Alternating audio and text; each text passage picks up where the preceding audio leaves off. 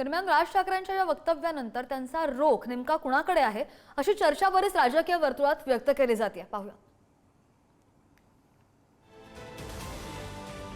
जरांगे पुन्हा का आले हे एकनाथ शिंदेंना विचारा। या राज ठाकरेंच्या वक्तव्याचा नेमका अर्थ काय?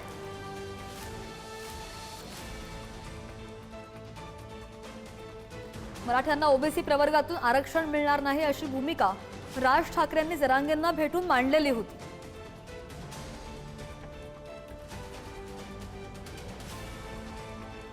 या अगोदर नवी मुंबईमध्ये जरांगेंनी आंदोलन मागे घेतल्यानंतर आरक्षण कधी मिळणार ते जरांगेंना विचारा असा सवाल राज ठाकरेंनी उपस्थित केला होता। मी मुख्यमंत्री असताना मराठा समाजाला 10% आरक्षण दिलं अशी भूमिका एकनाथ शिंदेंनी शुक्रवारी मांडली।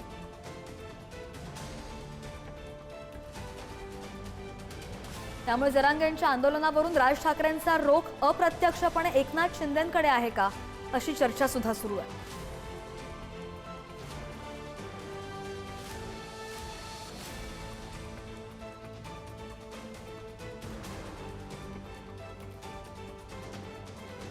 आणि या संदर्भात अधिकची माहिती घेऊयात किंवा अधिक बोलूयात। आमचे प्रतिनिधी पंकज दळवी आपल्या सोबत आहेत। पंकज, आपण पाहतोय मराठा आरक्षणावरून राज ठाकरेंचं हे वक्तव्य बरोबर आहे। जेव्हा 27 जानेवारीला जेव्हा उपमुख्यमंत्र्यांच्याच हातून जरांगेंनी उपोषण सोडलेलं होतं तेव्हा राज ठाकरेंनी हे वक्तव्य केलं होतं आणि त्यानंतर आता राज ठाकरेंचं पुन्हा हे माध्यमांसमोर विधान आणि वक्तव्य, याचा नेमका अर्थ काय समजायचा? हे आंदोलन जे आहे, उपोषण जे आहे, कुठेतरी वेगळीकडे वळण घेताना दिसतंय असं वाटतं? निश्चित उपोषण नक्कीच वेगळं वळण घेताना दिसतंय। आपण जरांगे पाटील यांचं उपोषण चाललंय त्याच ठिकाणी आपण आहोत, त्या स्टेजच्या बाजूला आहोत। आपण स्टेजवरची दृश्य बघूया। जरांगे पाटील बसलेत। खरं तर राज ठाकरे यांनी केलेलं विधान हे राजकीयदृष्ट्या, राजकीय संदर्भाच्या दृष्टीने आणि राजकीय अनुषंगाने अत्यंत महत्त्वाचं आहे असं म्हणावं लागेल। कारण जेव्हा नवी मुंबईमध्ये जरांगे यांना रोखण्यात आलं होतं तेव्हा एकनाथ शिंदे स्वतः तिकडे गेले होते, गुलाल उधळला होता।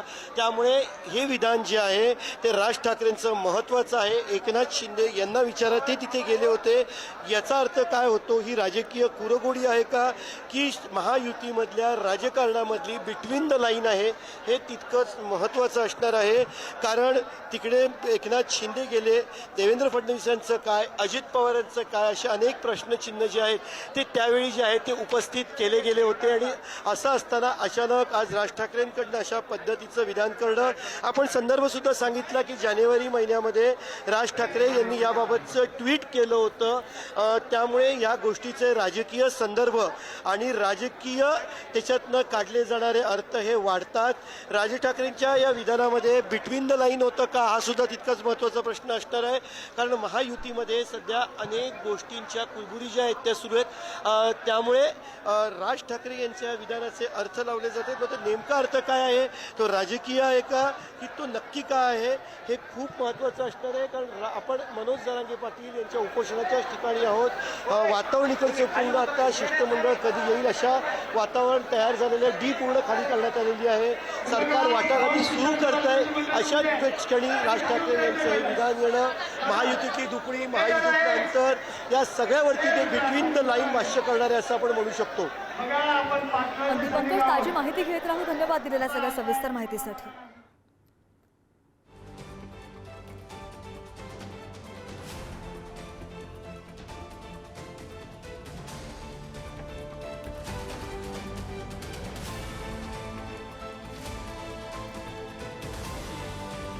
आणि या संदर्भात अधिक माहिती घेऊन आमचे प्रतिनिधी श्रेयस सावंत सुद्धा आपल्या सोबत आहेत। श्रेयस, आपण पाहतो एकनाथ शिंदे आणि जरांगेंना उद्देशून राज ठाकरेंनी हा जो टोला लगावलेला आहे, राज ठाकरे यांचा रोख नेमका कोणाकडे आहे? कारण की आपण पाहतोय बऱ्याचदा जे राज ठाकरे आहेत ते सरकारच्या बाजूने सुद्धा बोलतायत, सरकार विरोधात सुद्धा बोलतायत। त्यामुळे एक प्रश्नचिन्ह, एक संभ्रम निर्माण झाल्याचं पाहायला मिळतंय। श्रेयस,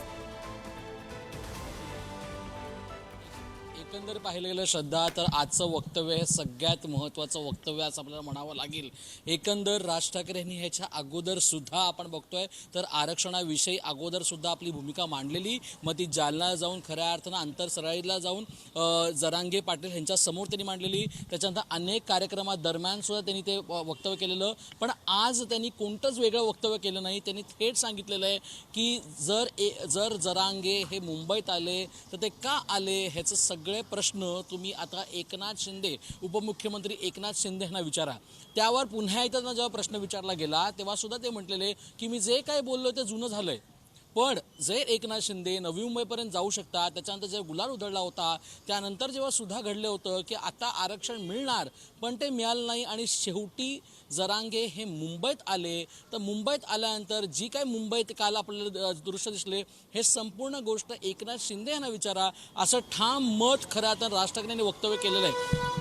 एकंदर आपण बघितलेलं सगळ्यात महत्त्वाची ही गोष्ट आहे की जसं पंकज सर म्हटले बिटवीन द लाईन्स आता आपल्याला वाचायला हवेत आणि ते बिटवीन द लाईन्स हेच आहे की या सगळ्या गोष्टींमध्ये कुठे ना कुठे एकनाथ शिंदे यांच्या भूमिकेवर आणि संपूर्ण गोष्टीवर म्हणजे जरांगे एकनाथ शिंदे यावेळी एकनाथ शिंदे जरांगेशी का बोलले नाहीत असा प्रश्न त्यांनी उपस्थित केलाय का किंवा सुद्धा जे मुंबईमध्ये आता आंदोलन होतंय त्यात तोडगा एकनाथ शिंदेच काढतायत का किंवा काढणार आहेत का ह्याचा प्रश्न निर्माण केलाय का असे अनेक प्रश्न आता मनसे अध्यक्ष राज ठाकरे निर्माण केले आहेत. एकंदर पाहिलं गेलं तर सगळ्यात मोठं वक्तव्य हे राजकीय वर्तुळात झालेलं आहे. आपण बघू शकतो त्यांनी एकच लाईन म्हटले की आता जर जरांगे मुंबईत आले त्याचं संपूर्ण तुम्ही प्रश्न जे आहे ते का आले कशामुळे आले आंदोलन कशामुळे घडलं हे सगळे प्रश्न तुम्ही एकनाथ शिंदे उपमुख्यमंत्री एकनाथ शिंदे ह्यांना विचारा असं राज ठाकरे म्हटलेले आहेत. त्यामुळे कुठे ना कुठे आता उपमुख्यमंत्री एकनाथ शिंदे या गोष्टीला कसं काय उत्तर देतात त्याकडे सगळ्यांचं लक्ष लागलंय. मात्र राजकीय दृष्ट्या जरी पाहिलं गेलं तर मनसे अध्यक्ष राज ठाकरेंनी याच्या अगोदर सुद्धा